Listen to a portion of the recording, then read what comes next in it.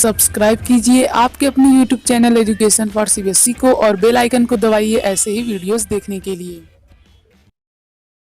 तो आ गए हैं आप तो प्यारे बच्चों। आज की इस वीडियो में हम लोग बात करने वाले हैं क्लास 8 का जियोग्राफी का चैप्टर नंबर 4 जिसका नाम है एग्रीकल्चर।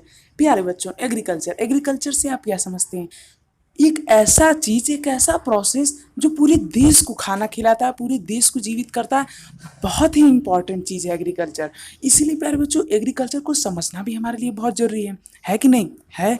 तो प्यारे बच्चों, यदि हम लोग एग्रीकल्चर को समझना चाहते हैं तो हमें गांव वाली दुनिया में जाना होगा, क्योंकि गांव जो होता है प्यारे बच्चों, शहर में भी एग्रीकल्चर होता है पर गांव में जो एग्रीकल्चर होता है वो एकदम बेसिक से स्टार्ट होता है।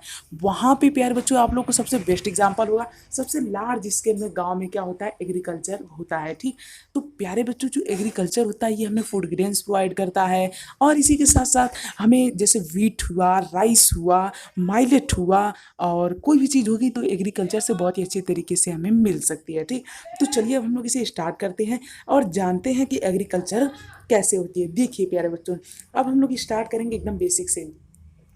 अब मैं इस फिगर के माध्यम से समझाता हूँ। आप लोग सोच रहे होंगे एग्रीकल्चर से फ़ायदा क्या है। देखिए, एग्रीकल्चर में प्यारे बच्चों हम लोगों को पहले कुछ इनपुट देना पड़ता है, जिसे हम लोग इनपुट क्या कह देंगे, मशीनरी, यानी मशीन से हम लोग इसे बोएंगे। या फिर गांव में तो किसान लोग जो होते हैं वो हाथ ही से ज़्यादा काम करते हैं, सिर्फ ट्रैक्टर से खेत जुताने का काम होता है, बाकी सारा काम मशीन हाथ से ही होता है। ठीक, और इसके बाद प्यारे बच्चों क्या होता है, ट्रैक्टर से खेत जोतने का काम हो जाता है, और इसके बाद अपने हाथों से स्प्रे करते हैं फील्ड में। क्यों स्प्रे करते हैं? क्योंकि उसमें कोई वीड्स ना आए। वीड्स जानते हैं, जो अनवांटेड प्लांट होते हैं उसे वीड्स कहते हैं। आप लोग साइंस में चैप्टर 1 ही में पढ़े होंगे यार। और इसके बाद सीड्स का हम लोग उसमें इनपुट डालते हैं, उसके बाद हम लोग उसमें केमिकल्स डालते हैं। तो इन सभी को डालने के बाद हमें क्या मिलता है, हमें मिलता है क्रॉप्स, यानी कि फसल। उसे किसान लोग बेचते हैं हाई दाम में, फिर उन्हें क्या होता है, प्रॉफिट होता है। पर प्यारे बच्चों कभी कभी क्या होता है, किसान लोग जितनी लागत लगाते हैं, यानी जितना पैसा लगाते हैं, उससे बहुत कम मिलता है।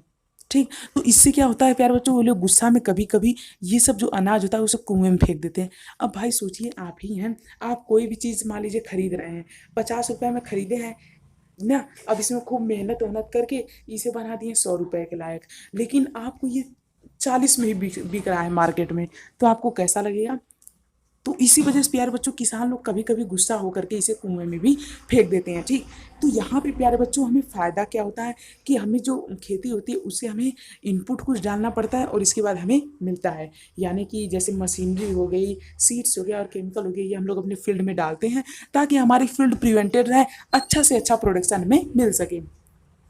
तो इसके बाद प्यारे बच्चों फिजिकल इनपुट क्या होता है, जैसे कि सनलाइट चाहिए होती है, किसके लिए, फोटोसिंथेसिस के लिए। रेनफॉल चाहिए होती है, टेम्परेचर अच्छा होना चाहिए, ये नहीं कि एकदम से गर्मी आ जाए, एकदम से तांडव तांडव, नहीं नहीं नहीं, ऐसा भी नहीं कि एकदम ठंडी पड़ने लगे, नहीं ऐसा कुछ नहीं।